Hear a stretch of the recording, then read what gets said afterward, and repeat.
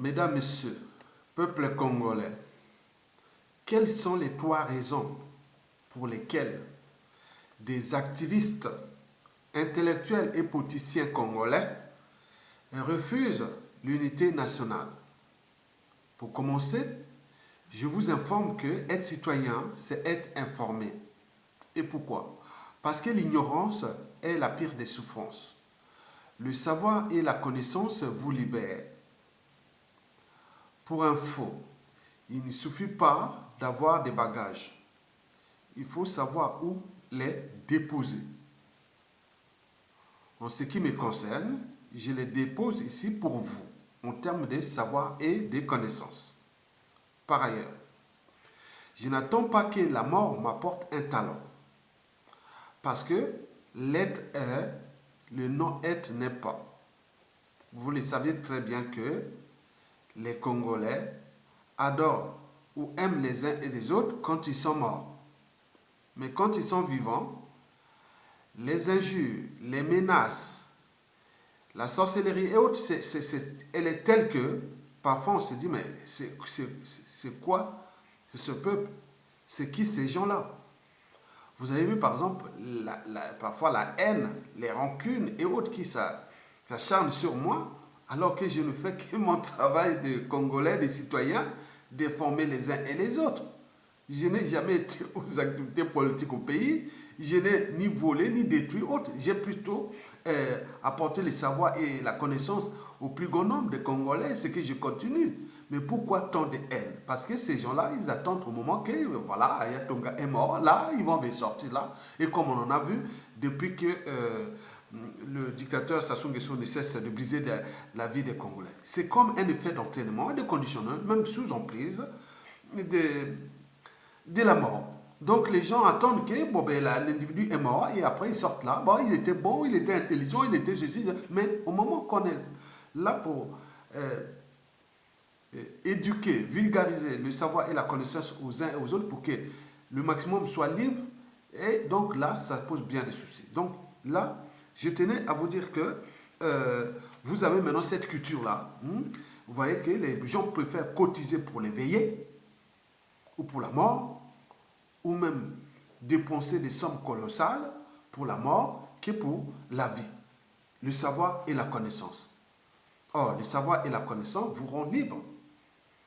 Les peuples qui sont libres, ce sont les peuples qui sont les plus instruits. Parce que dès que vous êtes instruit, vous pouvez défendre vos droits et devoirs. On est d'accord? Très bien. Mesdames, Messieurs, peuple congolais, comme d'habitude, j'interviens ici comme un lanceur d'alerte, un veilleur de conscience, un citoyen congolais qui ne fait que son devoir de citoyen. Parce que j'ai des droits et devoirs. De lutter contre l'injustice, l'oppression et la barbarie. J'ai le droit et devoir de lutter contre l'ignorance. Et donc, ce que je fais comme boulot pour l'intérêt général. Vous avez tout compris. Donc, likez pour protéger cette vidéo des ennemis de la raison, de l'intérêt général et de la vérité. Et partagez-la autant de fois que possible sur vos pages de médias et réseaux sociaux pour le compte de l'intérêt général. Ceci dit, mesdames, messieurs, peuple congolais, quelles sont les trois raisons pour lesquelles des activistes intellectuels et politiciens congolais refusent l'unité nationale?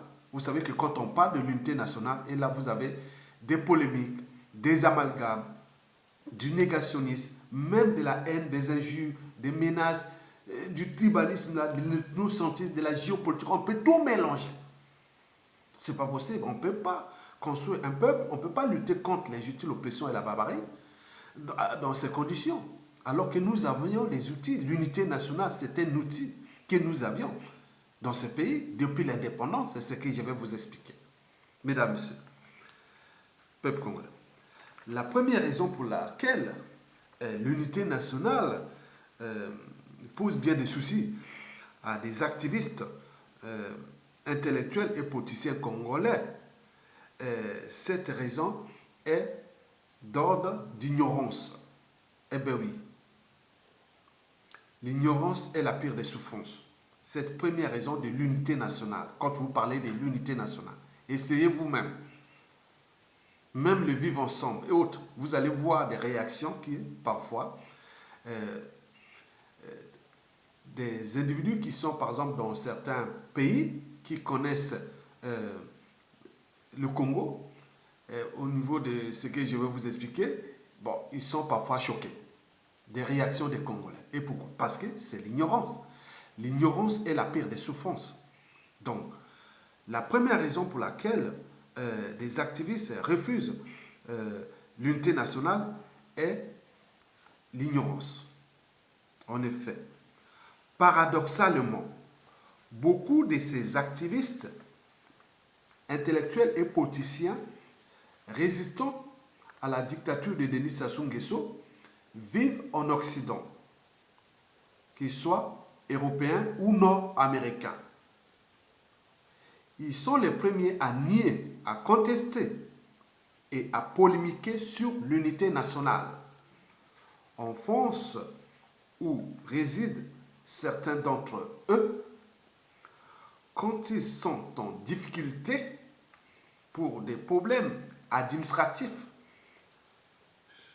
et sociaux, par exemple, on les entend souvent dire « Où est la liberté, l'égalité et la fraternité ?» Et pourquoi? À tort ou à raison, ils oublient que la liberté, l'égalité, fraternité, ce sont des principes et valeurs de la République française. Vous verrez ça dans les mairies, partout, partout. Et les Français, chaque fois qu'il y a un souci, ils se battent pour préserver ces trois principes-là. Liberté, égalité, fraternité. Et donc, par exemple, ici en France, la liberté, égalité, fraternité, c'est inscrit dans la Constitution française que chaque Français et ou étranger résidant en France a les droits et devoirs de les défendre et de les utiliser comme armes contre les inégalités sociales, contre le racisme, l'antisémitisme, etc., etc. On est d'accord? Quand vous êtes en difficulté ici en France, liberté, liberté, liberté. Égalité, égalité, égalité. Fraternité, fraternité. Mais c'est inscrit dans la Constitution. Et chaque Français a les droits et devoirs de les défendre et de l'utiliser comme des armes contre les inégalités, contre le racisme, l'antisémitisme, etc., etc. En fait, la liberté, égalité, fraternité, ce sont des idéaux que chaque individu et ou citoyen adhère pour la bonne marche de la société française et de l'État français, quel que soit son sexe, sa couleur de peau, sa nationalité et sa religion, pourvu qu'il vive en France. On appelle ça l'esprit républicain. L'idéal est républicain. Ok? Très bien. Mesdames et messieurs, peuple congolais. Où se place l'ignorance de l'unité nationale chez des activistes intellectuels et politiciens congolais résidant à la dictature de Denis Sassou Nguesso, qui majoritairement vivent en Occident, qu'ils soient européens, comme ici en France, ou nord-américains, Canada, États-Unis. Ok? Très bien. Parce qu'il faut se dire que ces gens oublient que c'est inscrit dans la constitution congolaise depuis l'indépendance, dans nos armoiries et principes et valeurs de la République du Congo. Unité, travail, progrès, comme liberté, égalité, fraternité. C'est écrit dans les mairies en France, dans tout de la France. Dès que vous arrivez en France, ou vous êtes à l'étranger, allez dans les missions diplomatiques de la France, à l'étranger, vous verrez toujours liberté, égalité, fraternité. Mais il doit se battre. Mais nous, c'est écrit aussi. Unité, travail, progrès. Donc, ignorer l'unité nationale, c'est déjà ignorer d'abord les pères fondateurs de cette république, donc les Youlou et les Jacopango. En France ici, par exemple, pour la 5e République, On valorise les Michel Debré et les De Gaulle. Aux États-Unis, que vous allez au salon ovale, vous allez voir les pères fondateurs des États-Unis comme les George Washington, Abraham Lincoln et autres. Donc on valorise ça. Et pourquoi? Parce que c'est l'histoire commune, la mémoire commune. Elle se construit et se transmet et l'espoir se donne. Et pourquoi? Parce qu'un peuple qui n'a pas de mémoire commune, ce peuple-là sera toujours en proie aux mêmes erreurs, aux mêmes amalgames, aux mêmes tragédies. Les ignorants vont agir, vont prendre le contrôle. Parce que, oui, l'ignorance se nourrit là où il y a le vide du savoir et de la connaissance. Hein? Donc, ce peuple-là sera en proie aux polémiques, aux amalgames, aux négationnistes, même à la guerre des mémoires. Ok? Très bien. Mesdames, Messieurs, ignorer l'unité nationale, c'est ignorer la constitution, les différentes constitutions congolaises qui ont toujours inscrit les principes et valeurs de notre vivre ensemble, unité, travail, progrès. Ce sont des principes et valeurs du vivre ensemble au Congo, comme ici en France. Liberté, égalité, fraternité, ce sont des principes et valeurs du vivre ensemble en France. Nous avions ça. Donc tous les pays du monde ont ça. Mais c'est aux citoyens, aux politiciens, intellectuels, tout ça, de l'appliquer, de lutter pour ça. C'est un combat permanent, comme dans la vie. La vie, c'est un combat permanent. Mesdames, Messieurs, ignorer l'unité nationale, c'est ignorer quel est un combat permanent. Vous avez par exemple pu voir aux États-Unis à la fin du 18e siècle, jusqu'à la moitié du 19e siècle, il y a eu la guerre des sécessions. Il y a eu beaucoup entre les gens qui voulaient consolider le combat qui est là, qu'on ne va pas céder, ou ceux qui veulent diviser les États-Unis, voilà. Et depuis là, ça a apporté les fruits, puisque l'unité ou l'union fait la force. Et donc, ils ont consolidé, ils sont fédérés, ils ont fait les États-Unis d'aujourd'hui. Et certains sont aux États-Unis. Ils savent bien que l'histoire de ces États-Unis, et même de la France ou de l'Espagne, mais sont les premiers à chercher à diviser ces eux-là. Mais c'est le paradoxe. C'est le paradoxe si c'était comme c'est le combat permanent.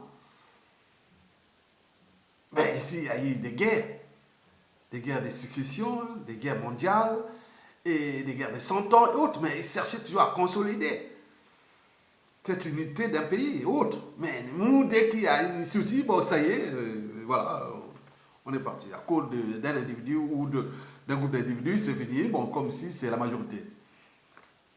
Ok? Très bien. Et donc, et pourquoi pas nous aussi valoriser et protéger l'héritage commun? Ce sont des principes et valeurs de vivre ensemble à l'échelle de notre pays, le Congo-Brazzaville, unité, travail, progrès. Ok? Très bien. Mesdames, Messieurs, peuple congolais. La deuxième raison pour laquelle l'unité nationale pose bien des soucis chez des activistes intellectuels et politiciens, souvent résidant à la dictature de Denis Sassou Nguesso ou non, est d'ordre citoyenne ou citoyen. En effet, le citoyen a des droits et devoirs de défendre sa nation, son peuple, ses institutions, et surtout quand ils sont en danger ou quand il y a danger. En ce moment, nous sommes en danger. Nous sommes en danger. Donc, en protégeant l'État congolais, en retour, il vous protégera. L'État est impersonnel. Vous protégez l'État, l'État fort, les institutions fortes. Vous êtes protégé, tout individu.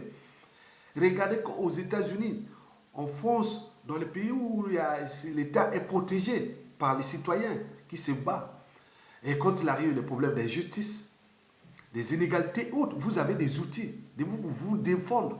Et vous cherchez à défendre ça. Comme j'ai dit dans la vie, quand vous avez tout gagné ou perdu, il faut toujours avoir à l'esprit comment défendre et protéger à la fois la raison, sa liberté, sa dignité et sa conscience. Et celle des autres aussi, on appelle ça de l'empathie. Or, si nous on protège l'État congolais, en retour, il va nous protéger. Et si vous laissez votre pays aux mains des anti-États, de l'État tribu et ou de l'état géopolitique nord-sud, ou aux ethnocentristes, ou aux tribalistes et autres. On voit bien que tout le monde est dans la merde. Le cas de la dictature de Denis Sassou Nguesso est un cas d'école. Il a roulé tout le monde dans la farine. Il est venu pour qu'on ait faire quelque chose ensemble. Et après, il s'est transformé petit à petit en un pouvoir géopolitique nordiste. Et puis, il a passé à l'ethnocentrisme Mboshi. Et après, il se retrouve dans le pouvoir maintenant dans le clan, en famille. C'est une famille qui dirige toute la majorité. Et pourquoi? Parce qu'on s'est laissé faire. Parce que le citoyen a des droits et devoirs d'agir. Il arrive une situation d'injustice, d'oppression et de la barbarie, des crimes de compagnie, des inégalités. Et lui, il ne se laisse pas faire. Il se dit, parce que c'est une émotion, et après il se situe, s'organise, il agit collectivement. Mais nous, on va chercher des amalgames, nord-sud, culturels, et la citoyenneté, tout compagnie, par appartenance. C'est la citoyenneté par appartenance qui nous pose bien des soucis pour se défendre. On n'est pas capable de se structurer, organiser ensemble face à des épreuves et les surmonter. C'est ça le problème. Vous voyez par exemple les dégâts occasionnés par notre inertie, impuissance face au rouleau compresseur d'un régime tyrannique qui est déjà liberticide, antidémocratique, antisocial, immoral, dissolu, criminogène et confiscatoire et tout compagnie. Regardez les armoiries de notre nation. Vous voyez que c'était une femme avec un bébé derrière, elle met un tableau, elle écrit. Donc c'était le savoir. Il faut lire ça, ils ont mis la femme, ils ont valorisé, le Congo valorise la femme, parce que chez nous les Bantous, la femme est en toute liberté. Les Bantous au Congo, la femme a le même pouvoir que l'homme. Et donc nous la femme, il n'y a pas de, comme on voit dans d'autres, donc on a mis la femme, et avec le bébé derrière, on train d'écrire. Ils ont mis en haut, unité, travail, progrès, et la femme. Sassou est venu, il a remplacé ça. Il a mis ces trucs francs-maçonniques avec 2 éléphants, là, et avec un truc, je ne sais pas quoi. Sans notre consentement, sans notre accord. Pourquoi? Parce que nous sommes restés comme des sujets, des indigènes et des esclaves. Ils n'ont que des devoirs, pas des droits. Or, les citoyens ont les droits et les devoirs. Non. Ceux qui, à un moment où Sassou Nguesso commence à changer ça. Mais non, sous quel droit vous devez faire ça? Organiser un référendum. Et on va voir, voilà, dans le cas d'une dictature. Donc, ce sont des amoureux qui sont illégaux. Illégaux et illégitimes. Mais on nous met ça dans les passeports, dans les pièces administratives et autres. C'est pour les dictateurs. Dès qu'il va faire, on va les rayer, on remet la femme et autres. Donc, c'est des combats permanents. Regardez là. Vous pouvez voir aussi, au niveau des pièces administratives. Oui, par exemple, les passeports. Les passeports, on donne ça selon la volonté. Les Congolais dessous n'ont plus droit au passeport, par exemple. Et nous avons laissé faire, surtout à l'étranger. Toujours appartenance haute. Tous les Congolais qui disent, mais vous êtes à l'étranger. Sassou Nguesso a laissé faire les passeports par une société allemande qui n'ont pas le payer. Ils ont roulé cette société dans la farine. Ils ne peuvent plus fabriquer les passeports parce que le Congo doit de l'argent à cette entreprise allemande qui nous fabriquait des passeports. Et en plus de cette inégalité, les Congolais se trouvent privés des passeports. Donc vous voyez qu'à l'étranger, c'est pas bon. En plus, il y a des gens qui sont dans la liste noire et qui ne peuvent pas avoir le passeport pour des raisons politiques. Donc ça, ce sont des inégalités. Nous, citoyens, ce sont des épreuves que nous, on devait se battre collectivement. On dit non, c'est pas, oui. Ici, il arrive une situation d'injustice. Regardez même, pour quelque chose, nous avions tellement de dénominateurs communs, mais on n'arrive pas à les appliquer. Ici, il arrive seulement, regardez ce qui s'est passé en Tunisie pendant la Révolution. Il a suffi seulement que la police brutalise un individu, il meurt et tous les Tunisiens dans la rue et ils tombent. Au Soudan, on a suffisait qu'une augmentation du prix du pain et dans la rue. Mais nous, Sassou Nguesso a multiplié des dénominateurs communs et nous ne sommes pas capables de s'entendre. Il y a un souci. Regardons ce moment-là. Il se soigne librement et avec sa Marie-Antoinette qui est là en cure thermale avec les finances de l'État. Donc, pour ces soins, tout ce qui se passe là-bas, c'est pas moins de 30 000 dollars chaque jour. Pendant ce temps, les prisonniers politiques sont en prison, ils peuvent mourir là-bas, le peuple dans la mer et autres. Nous sommes là en temps, on attend qu'il... Donc il y a un souci. En termes de repères, en termes de ceci, donc ça donne des idées à d'autres. Mais si vous n'avez pas des gens comme là pour vous informer que vous êtes citoyen, vous avez le droit et le devoir de devenir président comme Sassou Nguesso. Vous avez tout. Voilà. Donc il n'y a pas de nord, sud, est, ouest. Soyez citoyen comme moi. Faites comme moi. Mais là, pour expliquer ça, c'est très difficile en termes de la citoyenneté. Le problème est dans tenir ces gens, parce qu'ici, la liberté et la dignité et tout compagnie, c'est transmis de manière intergénérationnelle. D'abord, à l'école, on apprend à l'école la liberté, l'égalité, la fraternité, et puis s'appliquer au quotidien et autres, dans la famille et autres, et dans les épreuves, que ce soit judiciaires, sociales et autres. Mais nous, on est là, on regarde comme des spectacles, des spectateurs.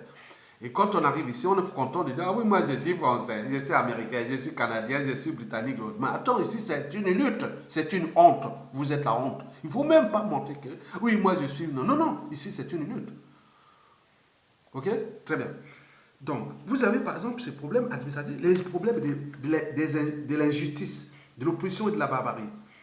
Des inégalités qui s'assoient vraiment nous, on devait surmonter ces épreuves ensemble. Mais là, on n'est pas capable d'agir ensemble. Comment nous allons s'entendre après Sassou Nguesso? C'est tout le questionnement. Vous savez que sans lutte, il n'y a pas de liberté et la dignité de l'individu. Et encore moins des peuples. La liberté et la dignité étant les deux fondamentaux des droits de l'homme et du citoyen.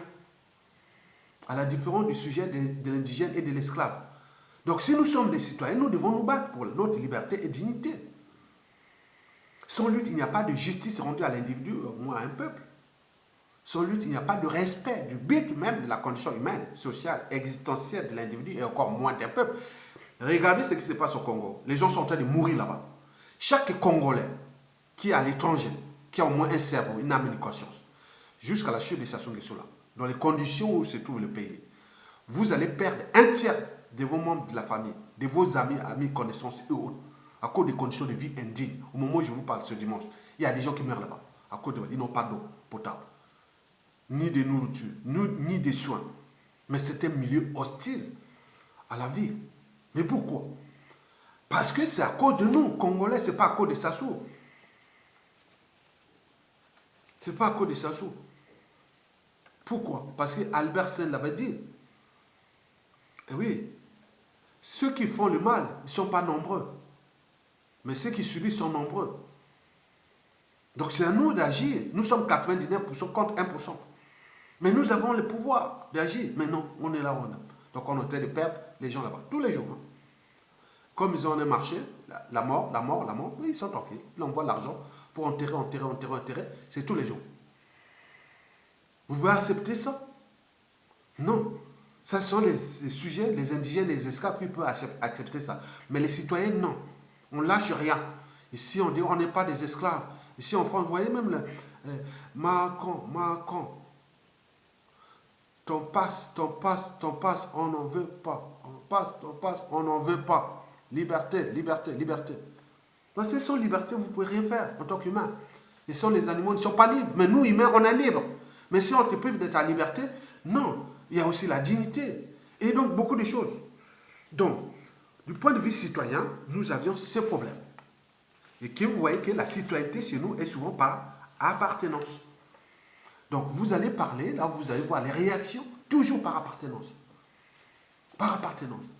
Et il y a des gens qui nourrissent ces officines-là, qui fournissent ça, je ne sais pas pour quel intérêt, mais on voit bien comment on se retrouve.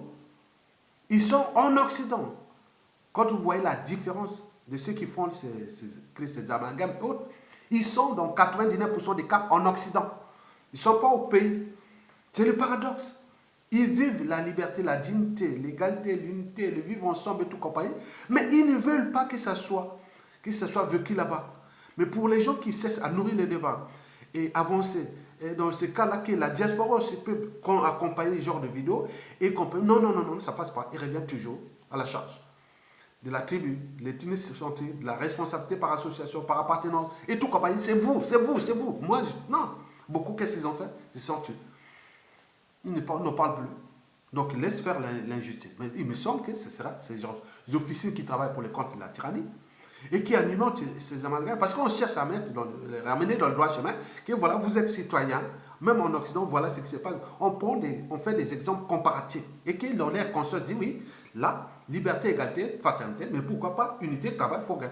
Pourquoi je conteste ça? Et pourquoi je ne conteste pas la liberté, égalité, fraternité en France? Quand il arrive un problème, ou un dirigeant, ou à faire du mal, autrement, voilà. Donc c'est ça aussi.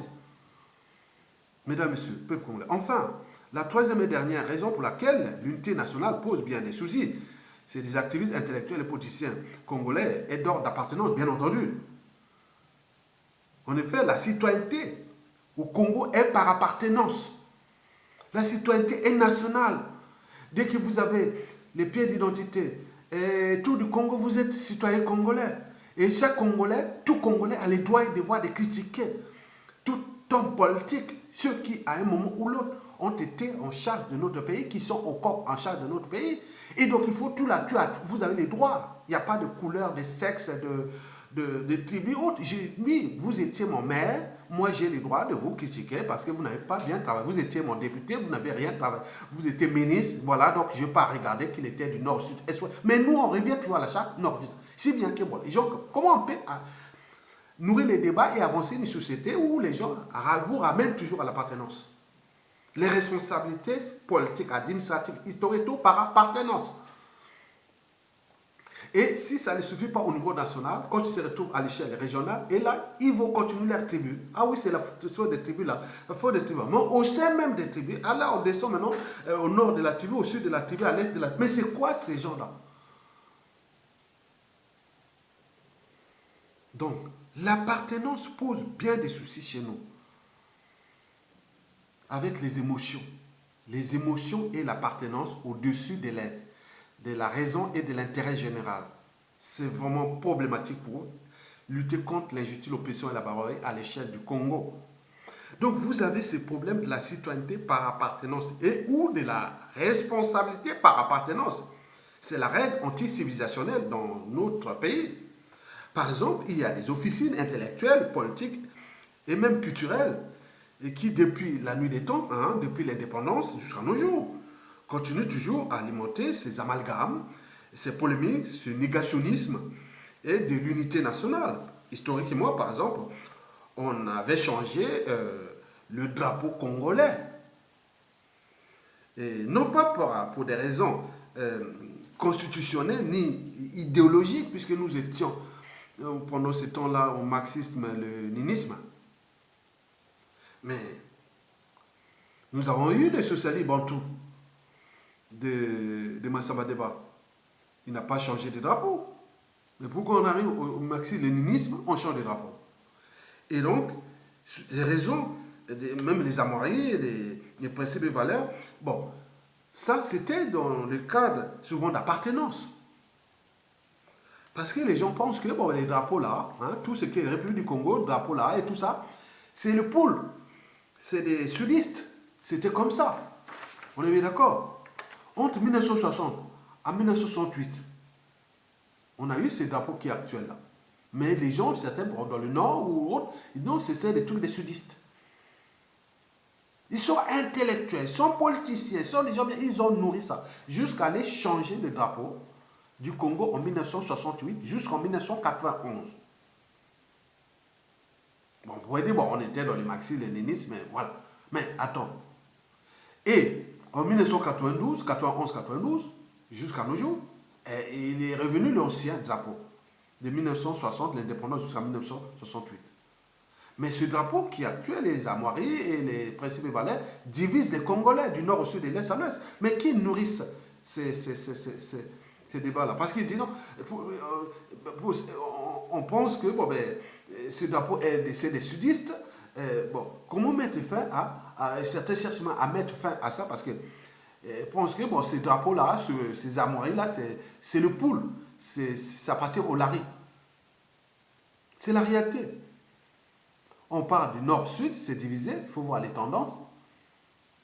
Et puis, dans ces symboles-là, il va jusqu'à dire non, mais le drapeau du Congo, les armoiries, tout compagnie là, c'est des gars du pôle, c'est des Lari.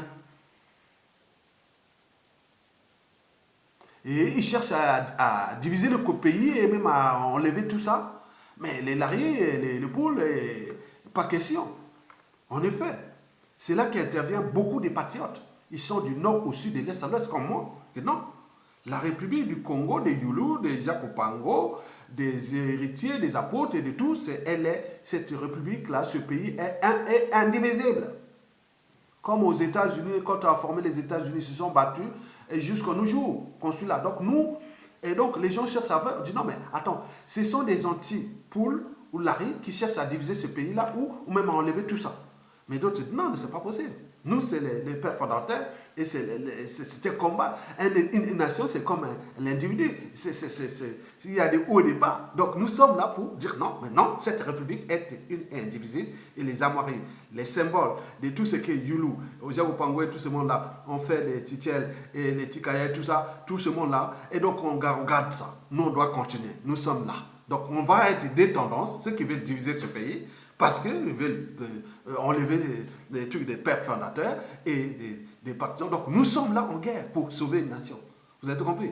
Mais au ce moment, nous sommes en difficulté parce que nous avons quelqu'un qui est à la tête de ce pays. C'est un anti-État congolais, anti-peuple congolais, anti-le Congo. Mais pour combien de temps encore? Mesdames et messieurs.